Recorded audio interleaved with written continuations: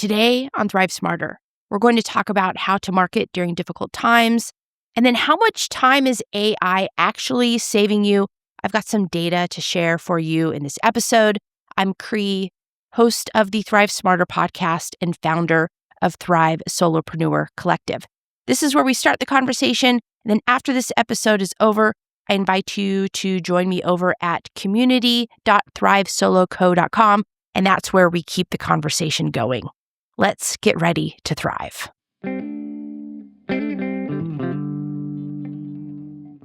Being a business owner is hard. And right now, it's feeling even more difficult, especially as a solopreneur. Apart from this community, I also am a leader at a chamber of commerce in the state where I live. And I'm not seeing it just with my solopreneur clients, but I'm also seeing it with small businesses in general, that everybody is struggling right now. And it's even more difficult when you go to market and you go online and the world just feels so heavy with all of the news that's constantly going out, how the economy is doing, how gas prices are raising. And overall, there is just a sense of doom and gloom. And as a business owner, you still have to find something inside of you that allows you to continue to market and be able to stay in business. So I've got some tips to share with you today about how you can potentially navigate the trying times that we are experiencing right now. And then, of course, we are going to touch on actual AI data a little bit later in the episode. We're seeing data come out about what AI usage is really looking like now that it's been around for a little while. And of course, we'll continue to see additional data about AI in general and also how it's going to impact your time as a business owner from a realistic perspective. So that's what's on the agenda today. And as usual, if you have any questions, feel free to ask them down below in the comments. Happy to answer them there. And then we will be continuing this conversation over in the community. It's free to join. You can subscribe to get updates about everything that we're talking about in Thrive. And then if you want to get more involved, there is a monthly subscription. And we'll meet as a group once a month. It gives you an opportunity to connect with other solopreneurs.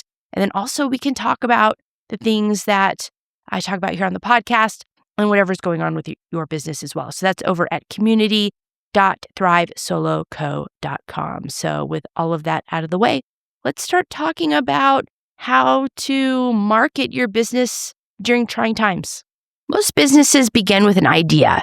It's your imagination. You've come up with something, whether it's a product or a service, and it's either not in the market or maybe you feel like you can do it better. But there's a lot that goes behind the ideation process. And I think many of us as business owners, that's just a part of who we are. It's part of our DNA.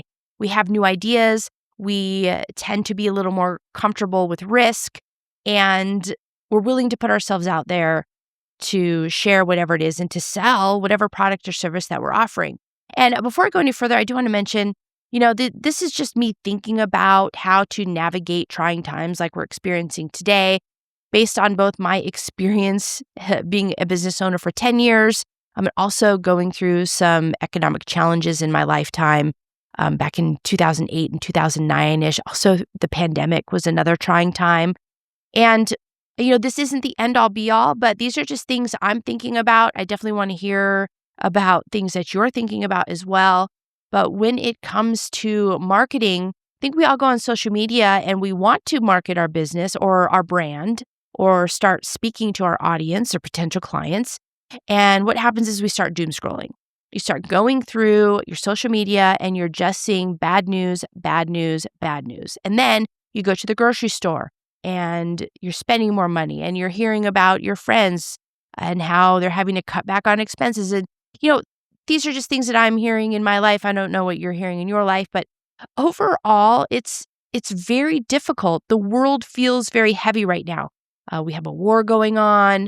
There are elections coming up. There's protests. There's all sorts of different things going on. So when we go on social media, there's a couple things I want you to keep in mind when you do that. Okay, first of all, social media is an algorithm and you're a business owner, so I know that you're probably more aware than most about the algorithm. So however you interact with these tools, that's what it's going to give you. So if you are interacting, the term that I think of is garbage in, garbage out. So if you are interacting with these negative posts, what's going to happen is the algorithm is going to feed negative posts to you. So if you happen to look up a news article about the war, let's say, for example, then you're going to see more and more information about the war in your feed. So be careful how you interact when you're using social media and you're going through. So find your audience and interact with them, talk to them, and have regular conversations. But I think that people really want connection right now. They want authenticity. And that's just a great way that I have cleaned up my feed. I really love Threads. It's my favorite social media platform right now. And I know that it's very sensitive to that algorithm in particular is very sensitive to how I interact with it. So if I just want to talk to business owners, you can give the algorithm signals, and then it's just going to put other business owners in your feed. So keep that in mind, and that's just going to help your mental health altogether. Spending too much time doom scrolling on social media, these are the things that we have been managing for a very long time now, since social media has been around. So just be mindful of that. And then when it comes to your products or services, people do have a limited amount of money that they are willing to spend right now. So I invite you to look closely at whatever it is that you're selling. I touched on that imaginative mind that we all have. And I think that, there are times to take more of a risk when it comes to putting new ideas out there or things that, might not be practical. My general rule is 80-20. So 80% of the products or services that I promote and sell are things that I know my audience wants. It's an easier sell for me, and that's what I'm going to spend most of my time marketing. And then there's the 20% that's like, hey, I have this new idea. I'm going to test this with my audience, and maybe I'm going to put it out there if I see that my audience is starting to grasp onto it and it's resonating with them. So the 80-20 rule is typically what I do personally. I'm not sure what your risk aversiveness is, but right now I am scaling that back. I'm scaling that back to more like 95.5%. So when it comes to evaluating what it is that you're selling, first of all, you should know your audience very well. But people are buying because, one, it's practical, like they need whatever it is that you're selling. They really need it. It's not a nice to have. It's something that they need. So identify those things that you're selling that are a need. And it could be a product or service, whatever it is. And then what is more of a want? So place more of your marketing on stuff that people need. And that way, when you go to talk about it, it doesn't feel like you're trying to sell something that people don't really want to hear about right now. It's something that they actually need. And then the want stuff, for me, falls more under a value category. So you want to talk about the value of whatever it is that you're selling. And the value can look like a lot of things. It can look like maybe you're bundling things for your clientele so that when they go to purchase it, they just feel like they're getting more for their money. So start to be really creative about value, especially for more of your nice to have items. So you could have, a bundle of software. Again, this is just an example. You know that there are two pieces of software that are more of a need, and then there's a third piece of software that might be more of a want. Well, you can bundle those things together, give your audience a boost, make them feel like there's a lot of value behind the money that they're spending with you. This could also look like coupons or deals or, buy 10 months, get 2 months free if you have some sort of a SaaS service offering or something like that. So I think this is the time to really do that. Now, you don't want to discount whatever it is that you're selling.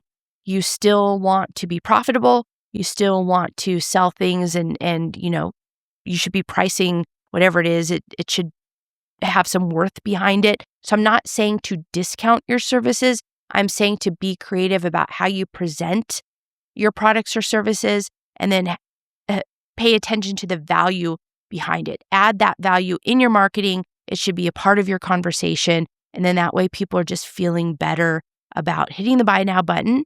And then from your perspective, it's just something a little easier to talk about when it comes to marketing. And, the other thing is a lot of us out there we don't just sell a product or service, but we're also a brand. So the other thing I want to invite you all to do is, as people are scrolling through their social media, they're not seeing the same feed that you're looking at. They have their own feed. Who knows what they're looking at, but mostly I think things do feel heavy right now. Just be that bright light in someone's algorithm. Be the person that they're looking forward to seeing while they're scrolling on social media. Really focus on who you are, be authentic, and really lean on your brand, why you got into business, why you sell your products or services, what your audience means to you. Have conversations with your audience, interact with them. People want connection now, I think, more than I've seen in quite some time. From a marketing perspective, I'm seeing people less and less inclined to opt into funnels and things like that. We do have savvy shoppers these days.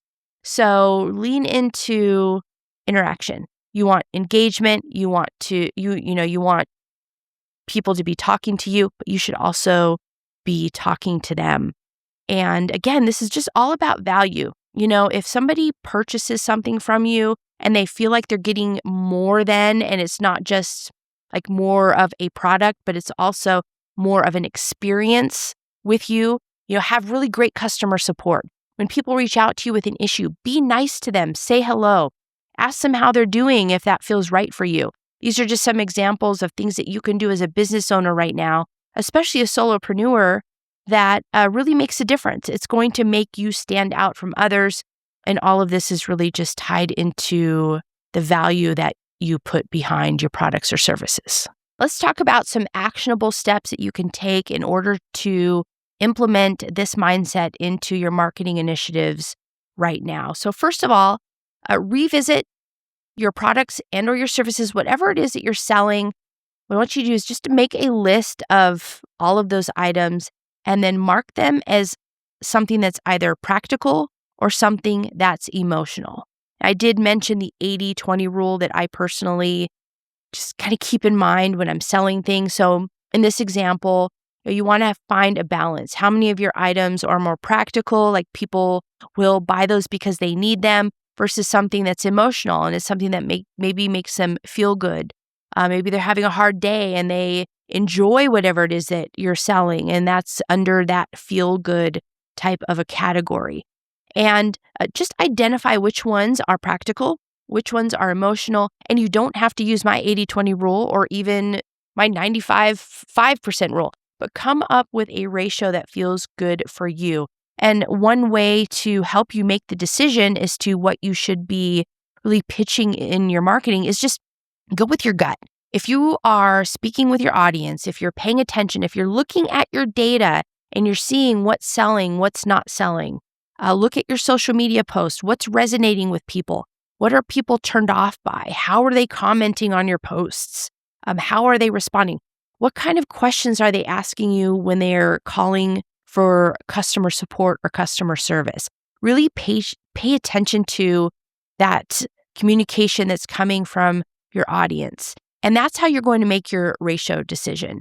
And when you're speaking out on social media, I would personally weigh a little more heavy on the practical side right now. It just seems like that's resonating a little more with people. And then if it's an emotional thing or a want or a nice to have, if it is going to make someone feel better, if it's going to help someone, maybe with their happiness level, or it's going to support something positive, those are the types of emotional feelings I think are resonating very well with audiences right now. So just go through the exercise of placing your items in those two buckets. Look at your data, trust your gut instinct, and then when you're marketing, and just be that positive person or that positive company that people will want to follow and will want to purchase from and will want to do all the things. Because people aren't just purchasing things right now either. They're also purchasing that feel good. They want to feel good about where they're spending their money or how they're spending their money. So keep all of that in mind when you're placing all of your items in those buckets, and then come up with a marketing strategy using whatever ratio works best for you, and spend a little more time with your customers right now. Make them feel at home, make them feel welcome, make them feel like they're valued, and the products or services that you're giving to them, that you're selling to them, provides that value. I think that's the play right now, but I'd like to know what you think. Let me know in the comments below what's resonating with your audience, what's working well for you in your marketing, and what you're doing to navigate these heavy times right now. And really, it all just boils down to, what are you doing that's helping you be a successful solopreneur or a bright light in the community? I'd love to know in the comments below. And before I wrap up today, I do want to talk about AI. In the last episode, I spoke about AI. I've been speaking about AI. I do think that it has its place and its time, and it can save you time as a solopreneur to help free up your time to do things like marketing, like we spoke about today.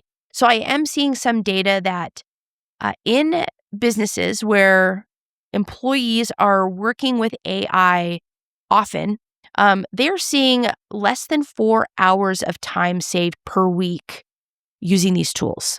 So put that into perspective for however you're using your time. I'll say that that is a lower number than I honestly anticipated. And I am going to predict that number is actually going to get lower. I think right now people are spending more time in AI because they've got to spend more time learning how to use it, learning how to implement it into their business, and those types of things. So right now, keep in mind that the usage of AI in a business is saving corporations less than 4 hours per week per person.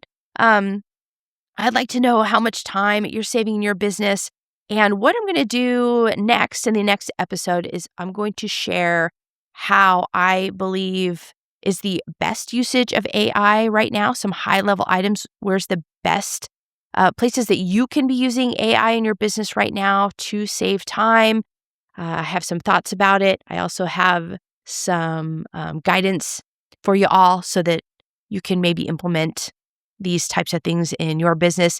And the thing that this community is all about, yes, I want to share my experience with all of you, but I would also like for you to share your experience with me. The idea is to start the conversation here and continue the conversation over in the community. So after you're done here, head on over to community.thrivesoloco.com and you can subscribe for free to get updates. And then if you'd like to do a deeper dive into the conversation, we do host a Thrive Live, what we call a Thrive Live every month. And that's where we can all get together and talk about these topics in more detail. So that's it for today. Thanks so much for tuning in. I can't wait to see you in the next episode. And until then, I hope you continue to thrive.